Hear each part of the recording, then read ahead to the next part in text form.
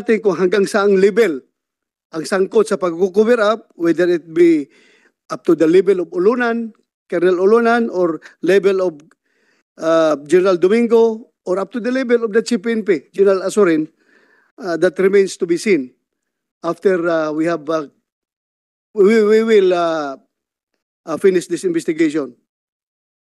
But there was a declaration made by both Domingo and the Chief PNP that the clearance, yung sinasabi nila na alam na ito ni Chief PNP, sabi ni Domingo, it was a clearance to conduct follow-up operation. And it was not a clearance to cover up for the involvement of Mayo. For the cover up of others involved in this syndicate, it is very clear that Sergeant Mayo is covering up for his cohorts. Ayaw magsalita. He is always invoking his right against self-incrimination. And nobody believes Sergeant Mayo. Not even the purest of pinaka-inusinting tao maniwala sa iyo, Sergeant Mayo, na wala kang kasama dito. Patuloy mo lang yung pag-cover up mo sa iyong mga kasamahan and malalaman rin namin yung katotohanan dyan.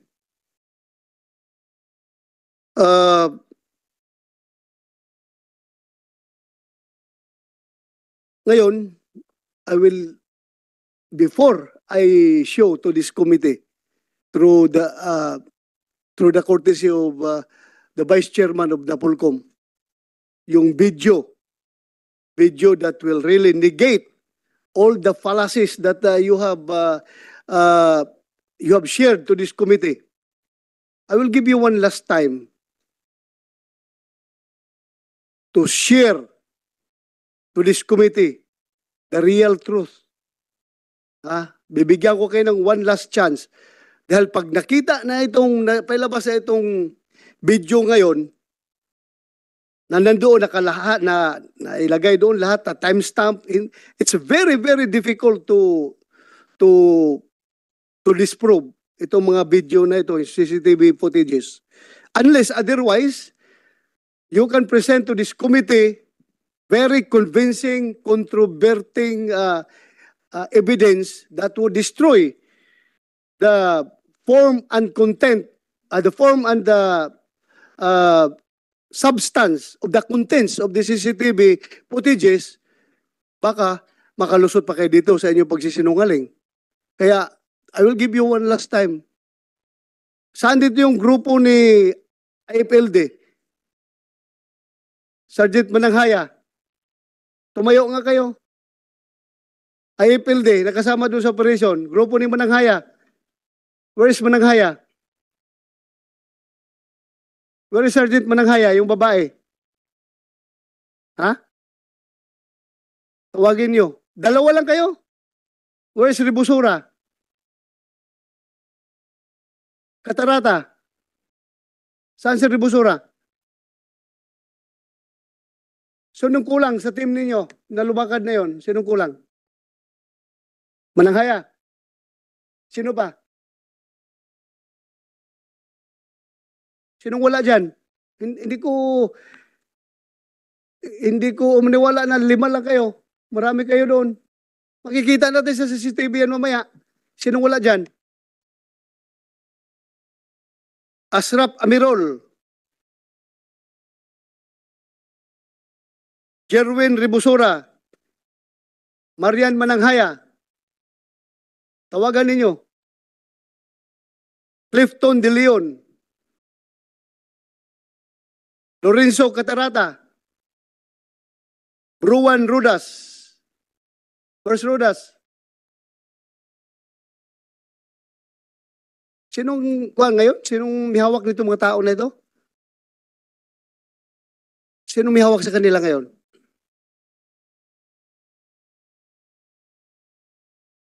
Bruan Rudas, wala. Ipapahanap ko ito nga ng Sergeant at Arms, ipaparesto ko itong mga tao na ito ngayon kung ayaw humarap dito. Arnold Tibay. Where's Arnold Tibay? Sino may hawak nito mga tao nito ngayon? General Dobrea. Sino may hawak nito sa kanila?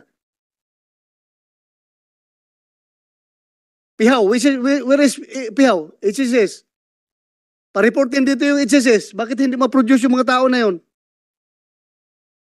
Tawagan mo, General Dobrea, yung HSS pa-reportin dito. At dalahin yung mga tao na yan dito. Ronnie Boy Alonso.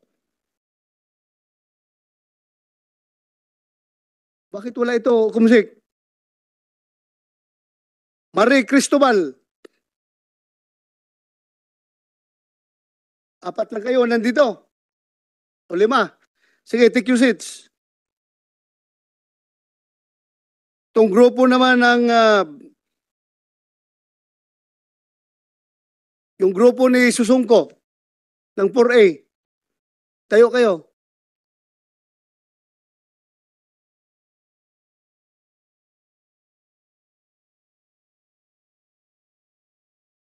Captain Susungko.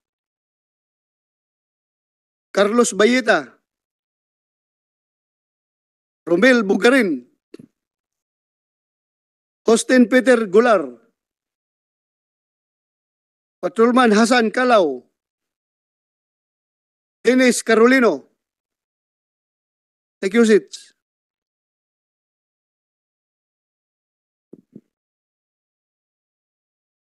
Sino nagsabi na paakyat si Mananghaya? Sino nagsabi? Ikaw? O saan na siya ngayon? Hindi pa umakyat.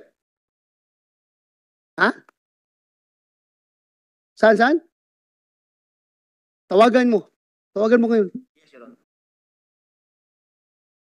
Naghihintay kay Mananghaya.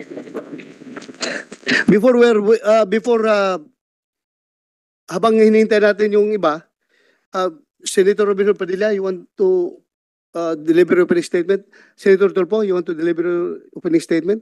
Thank you, Mr. Chair. Right, yeah, thank you. Good morning, Mr. Chair. Hanggang ngayon, hindi pa rin po na sasagot yung katanungan ng marami. And I asked this question during the last hearing. Saan ang galing yung 990 kilos na shabu? Ito po ba ay savings? Meaning, tuwing merong nagaganap na raid at may nahuhuling shabu, merong kumukupit, tinatabi. Ito ba ay imported? Hindi pa rin po nasasagot. And Your Honor, maybe we can ask Mayo. Mayo, Saan galing ito? since ikaw po ay ikaw yung may-ari ng lending company Yes. na kung saan nahuli yung mga drugs, saan nang galing to?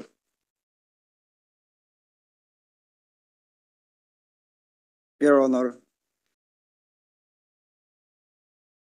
I invoke my rights to remain silent, Your Honor.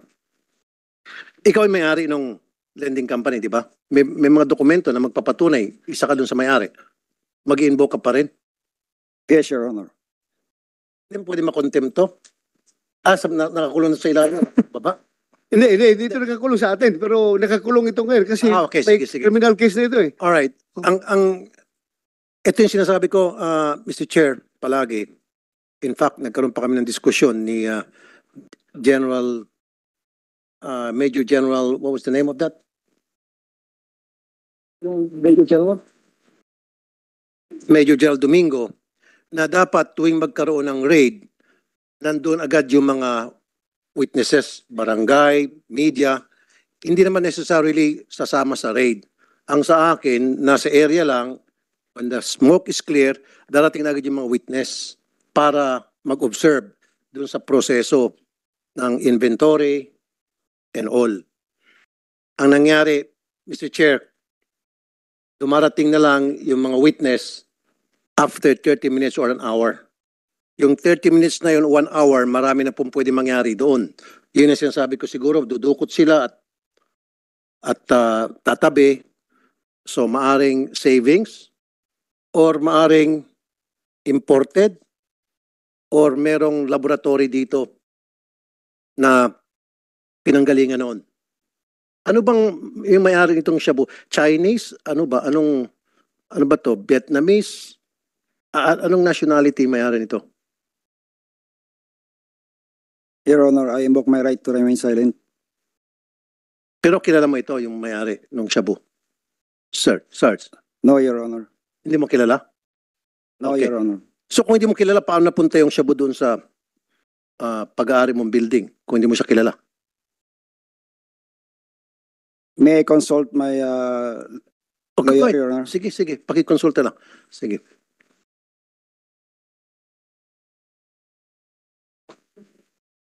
Your Honor, I invoke my right to remain silent. Kala ko may sasabihin ka na eh. So, nag-invoke ka ng rights. Okay. Kasi nga, Sergeant Mayo, sabi mo hindi mo kakilala. So kung hindi mo kakilala, eh bakit nagkaroon ka ng pagkarami-raming shabu doon sa building na pag-aari mo? Kailan mo ba nirent yung building na yon? Matatanda mo ba? Give me a year. 2 years ago, 3 years ago? I cannot recall, Your Honor. You cannot recall. Pero was this just recently or 3 years ago? As far as your recollection is concerned. Huwag mo na sabihin yung buwan. Mga anong year mo pa na naging pagmamayari itong building na ito? 5 years, 10 years ago? Nagrenta lang, Your Honor, around Nagrenta. 2019. Ha? 2019, Your Honor. 2019? Renta lang, rent. Nirenta mo. Matatanda mo pa kung sino yung landlord nitong nirentahan mong office na kung saan nakitaan ng mga shabu? Yung may-ari, yung landlord mo? May I consult with my Of lawyer? course, of course. Sige.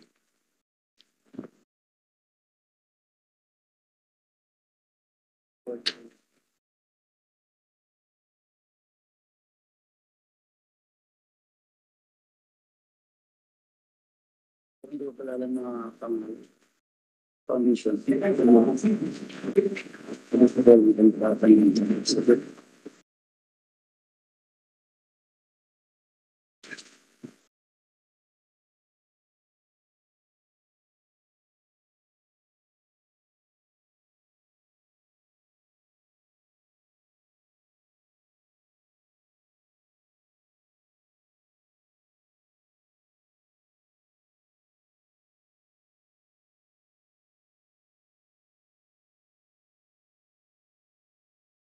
Bilis-bilisan mo yung pag-advise mo, attorney, at naubos yung oras natin dito.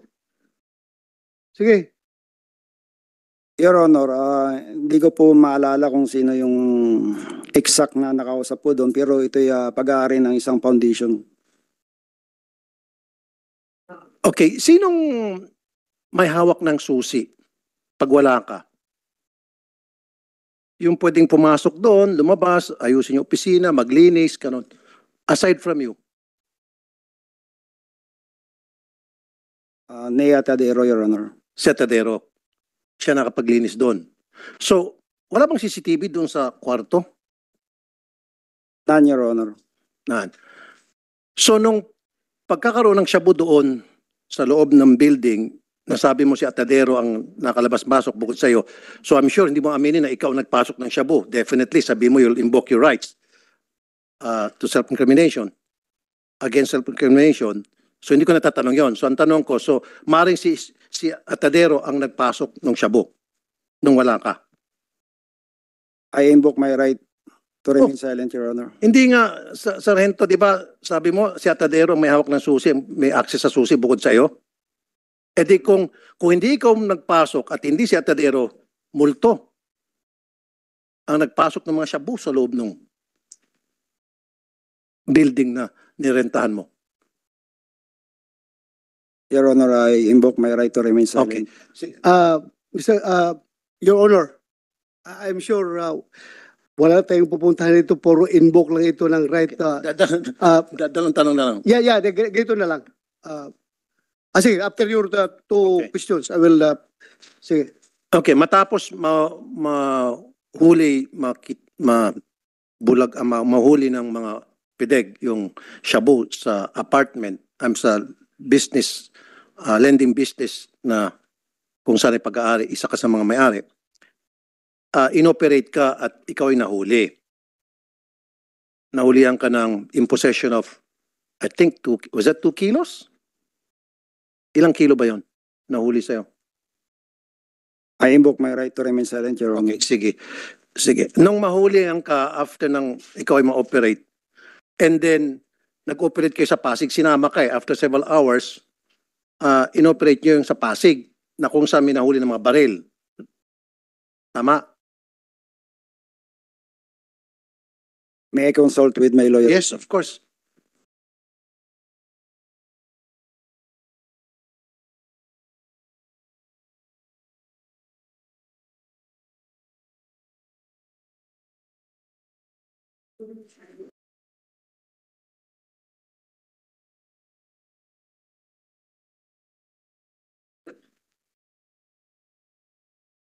Your Honor, it's a legitimate police operation, Your Honor. Illegitimate o legitimate, sir? Legitimate. Legitimate operation. Kaya nga, matapos ka mahulihan ng 2 kilo ng shabu, so ginamit ka para magkaroon ng legitimate operation against doon sa mga kasama mo? I invoke my right to remain Okay, silent. anyway, sige.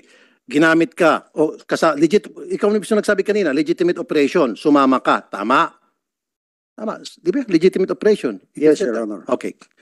Now, kahuli lang sa'yo, in possession of drugs, and then, dapat nakaposas ka na. Tinanggalan ka ng posas, pinag-uniforme ka, at meron kang nahuli na may mga baril, di ba? Wala nga lang drugs, kailang mga baril ang nahulihan. Nahuli doon sa may Pasig ba to? Is that Pasig? Legitimate operation sinasabi mo? I invoke my right to remain Kasi sabi mo lang legitimate operation. O sige, legitimate operation. So, bakit, Mr. Chair, siya yung nahuli, pinusasan, tinanggalan posas, pinauniforme, and then, nung mahuli, yung may mga baril, na inoperate, sabi niya legitimate operation, siya pa ang nagbasa ng Miranda rights. Doon sa na-operate nila, legitimate operation. Ikaw yung nagbasa ng Miranda rights, tama? Yes, Your Honor. Oh. So, bakit ka dapat ikaw ang binasahan ng Miranda rights at ikaw ang pinusasan? Ang nangyari, ikaw ang nagposas at nagbasa pa ng Miranda rights sa kasama mo. Kasi kaya nga, inoperate mo yung legitimate operation, ginamit ka para mahuli yung mga kasamahan mo. Diba? Memorize mo ba yung Miranda rights?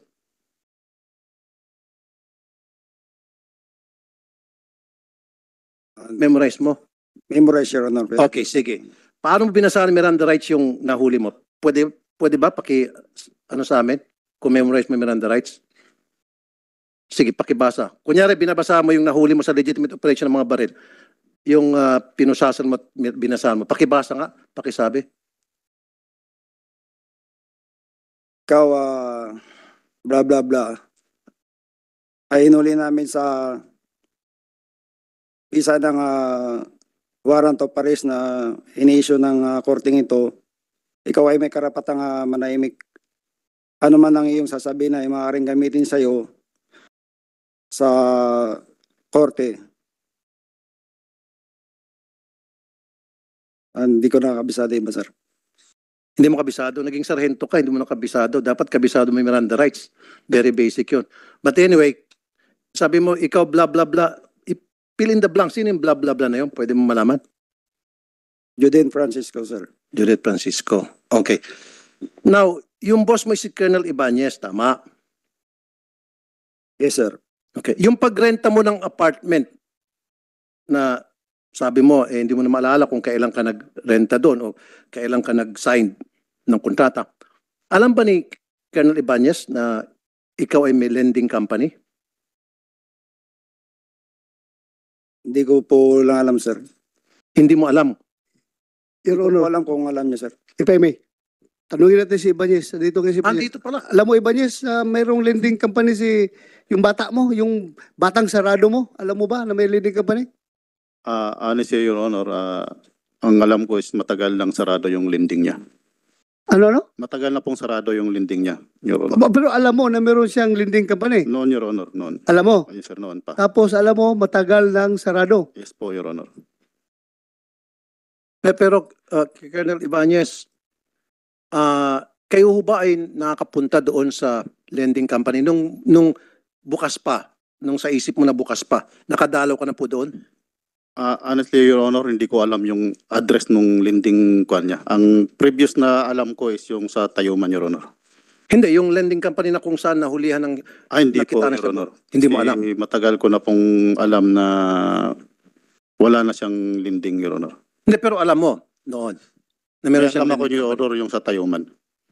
Yung sa Tayuman. Yes, Your Honor. Okay, Colonel Ibanez, napakalaking shabu yun. Sobrang dami ng shabu yun, 990 kilos. Kanina tinatanong ko puro invoke his rights against self-incrimination. Maybe siguro ikaw hindi mo sabihin yun. So, paano po nakarating yung 990 kilos ng shabu doon po sa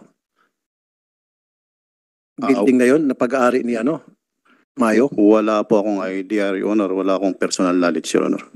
Ibig sabihin, hindi mo monitored yung gawain ng mga bata mo. Yes, Your Honor. Hindi ko po alam yung pangyayari na yun.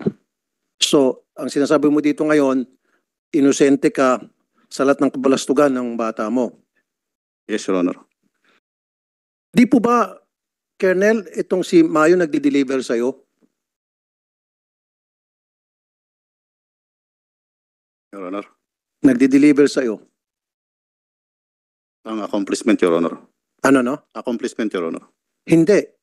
Alam mo na yun, sinasabi ko. Nagdi-deliver sa'yo. Wala pong deliver na ano po yung Your Honor. Pwede nagdi-deliver sa'yo ng bag na may lamang pera. Wala po, Your Honor. Pwede nagdi-deliver sa bank account mo. Negative po, Your Honor. Negative. Kasi nga naman, Colonel Ibanez, huwag na tayo maglukuhan dito. Itong bata mo na isang sarhento, mababa ang rango kung tutuusin. Wala siyang kakayahan on his own to possess that huge amount of shabu on his own. Meron at meron siyang kasabwat. At yung kasabwat niya, hindi pwedeng katulad niyang dilis. Ang mga kasabwat nito, mga lapu-lapu, pating at balyena. Do you follow? Nakuha mo yung logic? Yes, Your Honor. So, sino po yung mga tinatawag kong pating at balyena? Wala po akong personal knowledge, Your Honor. Sa palagay mo, sir? Wala po akong alam, Your Honor. Paano walang alam? Bata mo ito, di ba? Kayo sa tinatawag na Oplan Ninja. Wala po akong personal knowledge, Your Honor. Wala kang personal knowledge. Wala po. So, Your Honor, if I may, i-rephrase natin yung question mo. sige po.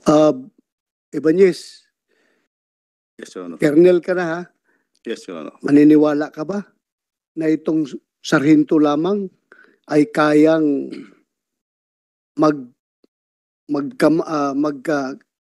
mag-accumulate ng 1 toneladang shabu? Huwag mo kulukuhin na maniwala ka. Sarhinto lang, kaya niya yan. Wala po akong idea, Your Honor. Pero Tinatanong posible- kita Yes, kung Your Honor. kaya, mananiwala ka ba, yes or no? Perhaps, Your Honor.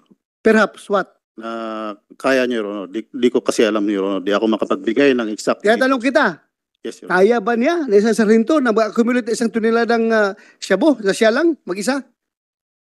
Anong sanong mo? Sagot mo, yes or no? No, Your Honor. Ha? No, Your Honor. No. So naniniwala ka na mayroong tao sa likuran nito? Kasama ni Mayo? Maybe, Your Honor. O maybe? Yes. Why maybe? Kasi po, Your Honor, wala po talaga akong personal knowledge dun sa... There you go. Okay, sir. Wala ka. Sige, wait, Ah, Senator Tulfo. Colonel Ibanez, sir. Kayo po ay full-fledged colonel. Lieutenant Colonel. Light Colonel. Okay. Colonel, bata mo si Mayo, right? He reports directly to you. Ikaw yung superior niya. Isa siya sa mga tao, Your Honor, sa... Yeah, pero tao mo siya. Yes, Your Honor. Ikaw nagdala sa kanya sa PIDEG. Ako po ang nag-request, Your Honor. Exactly, nag-request ka. Now, dalawa lang, mamili ka. Ikaw ay bobo o ikaw ay tiwali? Bobo dahil minimum bobo ka at hindi ka karapat-dapat sa PNP, dapat masibak ka na sapagkat at makulong pa sapagkat hindi mo alam ang pinanggagawa ng bata mo na inirekomenda mo sa PIDEG, bobo. Or tiwali, alam mo na itong bata mo ay gumagawa ng kalokohan at kinukonsinti mo. Mamili ka lang, dalawa lang. Bobo o tiwali ka? Wala akong mapili, Your Honor, kundi bobo na lang. So kung wala mapili, tanga. Hindi nga, sir. Honestly, I'm serious. This is no longer a joke. Because kung kayo po, kasi hindi ka abot sa colonel. My father was a colonel. And I admit, matalinong tatay ko. At lahat ng colonel para sa akin matatalino. Hindi nyo maabot yung ganong rango, colonel, kung kayo ay bobo.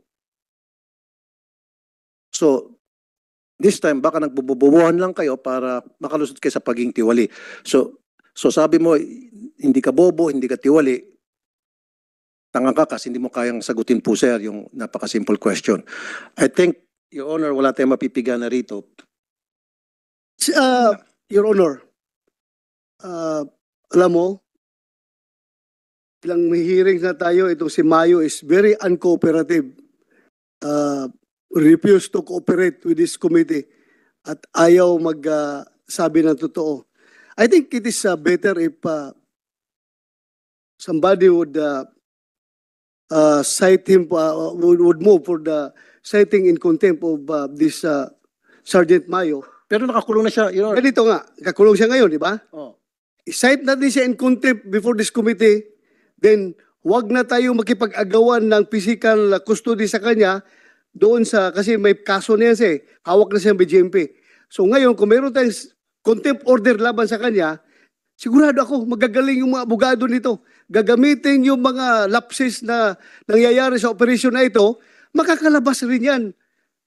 Ang daming pera niyan eh. Ang daming pera niyan, makakalabas yan. So paglabas niyan, imumonitor ng Sergeant at Arms natin, paglabas niya, arestuhin kagad ng Sergeant at Arms at ikulong dito sa Senado dahil existing pa yung kanyang contempt order. So I think that's the best way to do this. Okay, Your Honor, Makalabas na yan. pwede ba ako mag-suggest? Yes, go ahead. You How make about the decision kung motion. i-cite natin in contempt si Colonel Ibanez? Yeah, you can do it. We can do it. Kasi We can do that. plain and simple, Your Honor, siya mismo nagsabi from his own mouth na siya yung nag-refer kay Ibanez sa PIDEG. So therefore, lahat ng galaw ng bata niya, alam niya. And he must, and he should know. Alam niya. At yet, nagmamaang-maangan po siya dito sa atin ngayon, niloloko niya po itong committee na ito, ginagawa niya pong bobo ang committee na ito by saying na hindi niya alam ang galaw ng mga bata niya. Of course, this Sergeant Mayo will not do anything na hindi alam ng boss niya. And also, yung ganong kalaking kadami ng shabu na 990 kilos, hindi niya makakamkam yan, mabubo on his own kung walang basbas ng nakakataas sa kanya. At sino po yung nakakataas sa kanya? Colonel Ibanez. And this gentleman now is lying through his teeth and he's making a fool out of us. So therefore, may I suggest, cite in contempt Colonel Ibanez Exactly. para madala. Kasi Exactly. alam mo, Colonel Ibanez at lahat kayong mga pulis na tiwali, I'll give you the dose of your own medicine. Pag yung mga pobreng kababayan natin, mahirap na kababayan, sa tingin nyo, konting salita na nagsisinungaling, kinukulong nyo na agad. Totoo yan, Mr. Chair. I Sa agree. experience ko, I agree. pag meron silang ini-interrogate na sa palagay nila ay involved sa crime na binibintang nila, kahit wala pang ebidensya, agad-agad kinukulong. Sabihin, sinungaling ka, kulong ka, may kasamang batok. Now, how about kung ipakita natin sa maliliit nating kababayan na patas tayo dito sa Senado, kung kaya nila magpakulong ng pinaghinalaan ng suspect na nagsisinungaling, kaya din gawin natin yan sa kanila. Yes, but before, Your Honor, before you make the necessary motion, I would like to acknowledge the presence of Senator Jinggoy Estrada. Go ahead, you can make the necessary motion. And I will, Diba, Colonel? yes.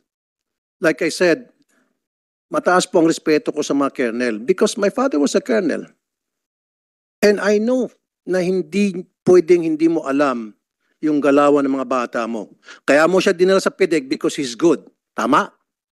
But you're better. He's good, you're better. Kasi colonel ka, siya'y sarhento. Kasi kung mas magaling siya sa'yo, siya dapat ang colonel, ikaw dapat ang sarhento. Kaya ka naging colonel because you're better than him. So therefore, if you're better than this guy, hindi siya makalusot sa'yo sa lahat ng mga ginagawa niya. Monitored mo siya. Nasa microscope siya mo. And now you're telling us you don't know. You don't know anything about his activities. And for me, that's a big, big lie. And nobody will believe you. Kahit siguro yung kindergarten, hindi maniniwala sa iyo. Totoo po yan. Sino maniniwala sa iyo na bata mo na nirekomenda mo makabuo ng 990 kilos on his own? Pero kanina, sinabi mo, pwede, possible na may kasama. Sabi mo, pating balyena. Tinanong ko kung sino yung pating balyena, ayaw mong sabihin. Hindi mo alam. Diba? Pero alam mo kung sino yung pating at balyena na nasa likod niya. Kaya lang, hindi mo lang aminin. So therefore, Police Lieutenant Colonel Arnulfo Ibanez, sir, you are lying and it hurts us dito sa committee na ito na magsisinungaling ka sa amin. Ayoko naman na lahat ng papatawag namin dito, gagaya sa iyo, puro sinungaling na lang. And that's the reason why I suggest to this committee, to our Honorable Chair, former Chief PNP, Senator Bato de la Rosa, now a Senator, is to cite you in contempt. Para ipakita sa taong bayan na hindi lang malilit na mga Pilipino ang pwedeng ipakulong. Dapat makatikim din makulong yung mga taong nagpapakulong sa mga inosente natin mga kababayan. Ilan na pong napakulong nyo, Colonel? Ano ko lang, matanong ko. Ilan na po yung nahuli nyo sa mga bypass operation? Marami po, Your Honor. Marami. Ilan po doon na naplantahan? Hindi po ako nagpaplanta, Your Honor. Kasi nga po, kaya nga sobrang dami, Mr. Chair, ng shabu, pwedeng ginagamit yung pamplanta. Saan sila kukuha ng pamplanta, Mr. Chair? Doon, yung sa savings na yon. Planting of evidence. Meron silang gustong ipitin, gusto nilang makulong, ipipitas lang doon sa 90, kukuha lang silang 1 kilo doon, o paplanta doon, planta dito, planta doon. Kaya ako'y naniniwala, Mr. Chair, marami mga nakakulong ngayon sa iba't ibang kulungan natin sa Pilipinas, mga inosente at biktima ng papaplanta. And ito na ebidensya. Ito na ebidensya. Nakaipon sila na pagkarami-raming shabu, ginagamit yung pamplanta, recycling. Colonel, isang tanong na lamang po. Ilang taon na po kayo sa serbisyo? 25 years, Your Honor. 25 years. Mahabang panahon na ho kayo sa serbisyo, di ho ba? Yes, Your Honor. So, in that 25 years sa service, don't tell me hindi mo monitored yung gawain ng mga bata mo. Di ba SOP yan na dapat monitored nyo yung galaw ng mga bata ninyo?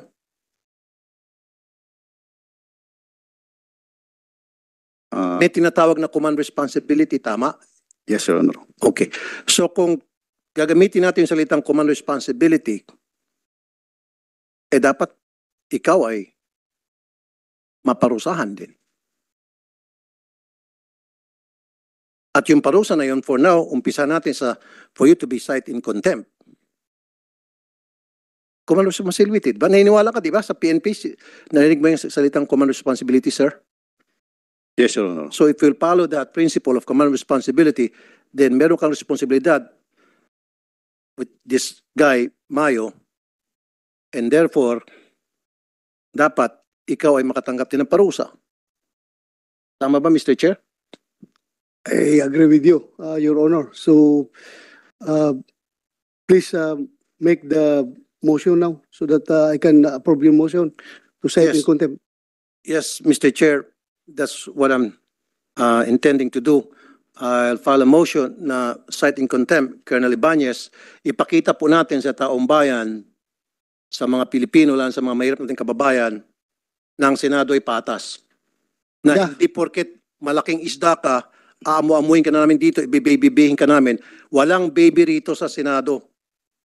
Pantay-pantay, mahirap mayaman, mataas ka man o mababa, pantay-pantay yung turing namin. Therefore, kung nakapag-cite in contempt kami ng mga maliliit nating kababayan na nagsisinungaling, dapat yung mga malalaking kababayan din natin nagsinungaling, ang pwede nating cite in contempt. So Be it a there, colonel or be it a janitor. so there is a motion from Senator Tolfo to cite in contempt Police Lieutenant Colonel Arnolfo Ibanez. Any objection?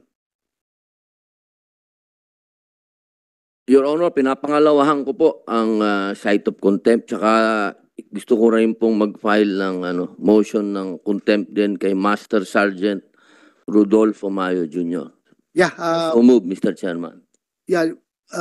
Before placed on my table, first is the citing contempt of Arnolfo Ibanez. So I will decide this before I decide on the citing contempt of Sergeant Mayo.